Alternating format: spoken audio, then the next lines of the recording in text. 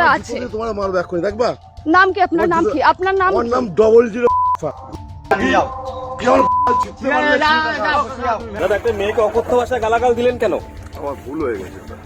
সময়টা গত 3 মার্চ মঙ্গলবার। দিনের কাজ শেষে বাড়ি ফিরছিলেন এক তরুণী মেকআপ আর্টিস্ট। বাড়ি ফেরার তারায় তিনি ওঠেন একটি ভ্যানে। প্রথমে সবকিছুই ছিল একেবারে স্বাভাবিক, কিন্তু ভ্যান চলতে শুরু করতেই বদলে যায় দৃশ্যপট।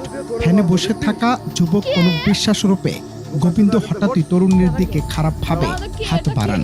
অশালীন স্পর্শের পাশাপাশি শুরু করেন অকারণ গালিগালাজ।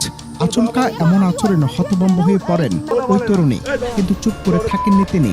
মুহূর্তে বের করেন মোবাইল ফোন আর শুরু করেন লাইভ ভিডিও, যাতে সবাই দেখতে পারে কিভাবে প্রকাশ্যে তাকে হেনস্থা করা হচ্ছে। আপনারা বলুন তো, এখানে আমি এইখান দিয়েই বললাম। আমি যাও না, তুমি এখানে দাঁড়িয়ে রয়েছে কেন? যাও না, প্রত্যেকে বড় ভাব আমি রোজ ব্যাগটা নিয়ে যাও না এখান দিয়ে।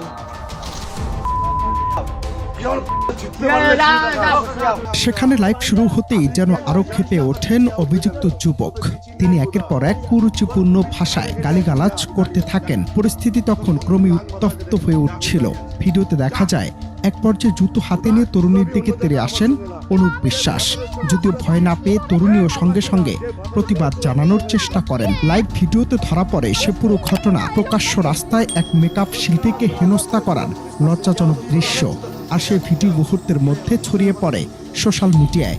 শুনতে অবাক লাগলেও সত্যি, এই ন্যাক্কারজনক ঘটনাটি ঘটেছে ভারতের উত্তর 24 পরগনার গোবরডাঙ্গা এলাকায়।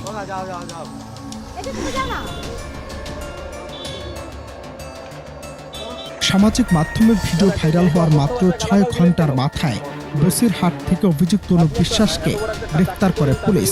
চাঞ্চল্যকর তথ্য হলো, এই অভিযুক্ত ব্যক্তি হাওড়া লেবার কমিশনার দপ্তরের ইন্সপেক্টর পদে কর্মরত একজন সরকারি চাকুরিজীবী। পুলিশের এমন তড়িৎ ও তৎপরতায় স্থানীয় বাসিন্দা ও নেটিজেনরা স্বস্তি প্রকাশ করেছেন। একজন সরকারি কর্মকর্তার এমন কুরুচিপূর্ণ আচরণের বিচার চেয়ে এখন সরব নেট দুনিয়া। অনন্ত হাসান মাসুদ, বাংলা টিভি।